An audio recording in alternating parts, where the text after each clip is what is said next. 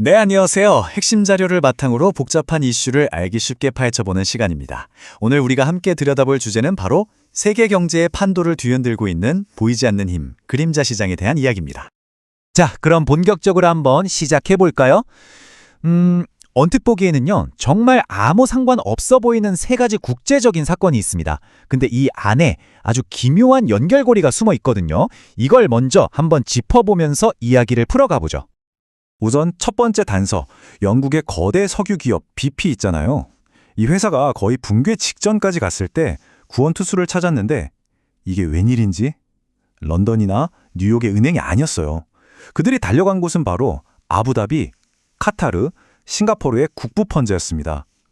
서구의 거대 자본이 동쪽의 새로운 돈에 의지하기 시작한 거죠.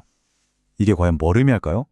자, 그리고 두 번째, 9.11 테러 이전에 일어난 최악의 항공기 테러, 바로 페남 103기 폭파 사건인데요.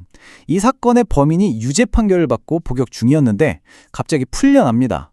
근데 그 타이밍이 정말 기가 막혀요. 하필 그의 모국인 리비아와 거액의 에너지 계약이 체결되는 시점이었거든요. 명목은 인도주의적 석방이었는데 여러분은 이게 과연 우연이라고 생각하시나요? 그리고 마지막 세 번째입니다.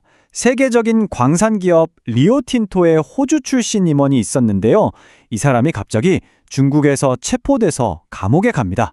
그것도 수십억 달러 규모의 자원협상의 한창일 때 말이죠. 갑자기 간첩 혐의라니, 아니 자기네 최대 고객인 중국이 대체 왜 이런 일을 벌인 걸까요? 네, 이 사건들은요, 그냥 우연히 일어난 게 아닙니다. 이 모든 걸 하나로 꿰뚫는 연결고리가 있어요. 바로 새로운 글로벌 권력 구조, 그림자 시장의 등장이죠. 이건 보이지 않는 경제적 정치적 힘인데요. 바로 이 힘이 오늘날 세계의 판도를 완전히 새로 짜고 있는 겁니다. 이 새로운 현실을 제대로 이해하려면 우리가 먼저 만나봐야 할 사람들이 있습니다. 바로 세계의 새로운 은행가들입니다.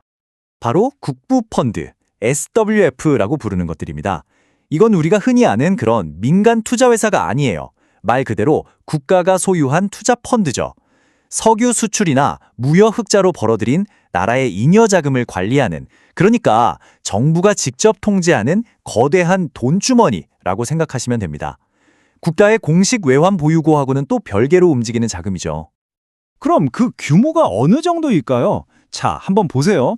2010년 기준으로 이 펀드들이 굴리는 돈이 무려 3조 5천억 달러입니다. 와, 10년 전만 해도 1조 달러였는데 그야말로 폭발적으로 성장한 거죠. 지금 보시는 것처럼 아부다비, 중국, 노르웨이 같은 나라들은요, 이제 웬만한 서구 선진국들보다 훨씬 더 많은 현금을 쥐게 됐습니다. 그리고 이게 뭘 의미하겠어요? 바로 막강한 권력을 갖게 됐다는 뜻이죠. 하지만 이게 단순히 돈이 많다는 걸로 끝나지 않습니다. 진짜 중요한 건 그 돈을 어떻게 쓰느냐는 거죠.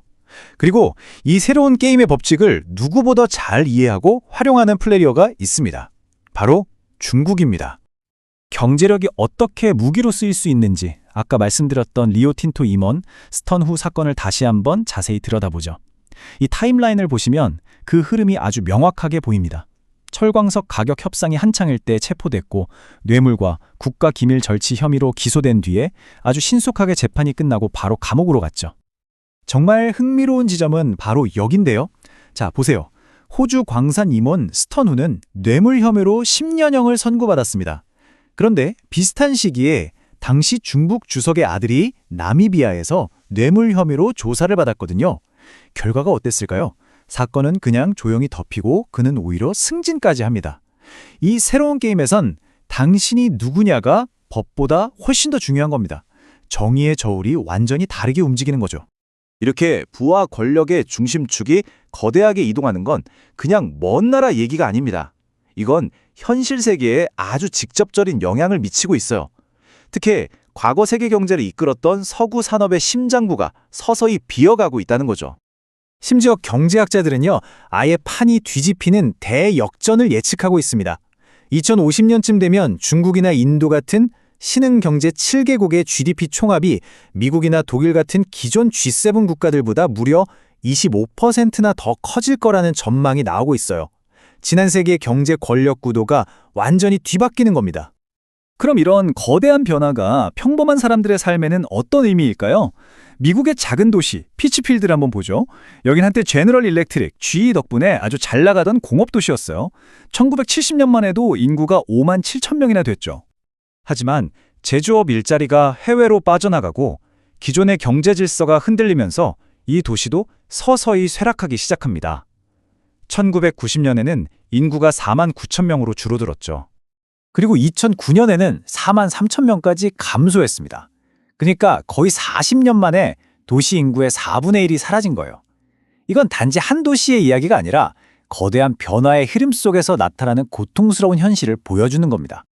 이 도시에 한 오랜 주민이 이런 말을 남겼습니다. 예전엔 내 삶을 예측할 수 있었고 사람들은 안정감을 느꼈어요. 주인은 그냥 회사가 아니었습니다. 많은 사람들에게 그건 삶 자체였죠. 한 사람의 이 회상이 사실은 얼마나 거대한 세계적인 변화를 담고 있는지 느껴지시나요? 자, 그럼 다시 한번 정리해보죠. 거대 기업의 구제금융, 테러 용의자의 석방, 그리고 한 작은 도시의 운명까지. 이 모든 것을 연결하는 이 시스템의 정체는 과연 무엇일까요? 바로 이 거대한 연결망을 그림자 시장이라고 부르는 겁니다. 국가가 통제하는 자본, 그리고 천연자원을 둘러싼 경쟁이 단순한 비즈니스를 넘어서서 지정학적 권력, 즉 나라의 힘을 과시하고 관철하는 도구로 쓰이는 거죠. 한마디로 사업과 국익의 경계가 완전히 허물어지고 돈이 정치적 무기가 되는 세상입니다. 그래서 이 그림자 시장의 규칙은 우리가 알던 것과는 완전히 다릅니다. 첫째, 자본과 자원에 대한 접근성이 곧 권력을 결정하고요. 둘째, 기업의 논리나 법적인 규범보다는 국가적인 이익이 모든 것에 우선합니다. 또 더 큰 그림을 위해서라면 졸은 언제든지 희생될 수 있죠. 가장 중요한 건 더 이상 과거 서구 중심의 금융규칙이 통하지 않는다는 겁니다. 완전히 새로운 게임이 시작된 거죠. 그렇다면 마지막으로 이런 질문을 던져봐야 합니다.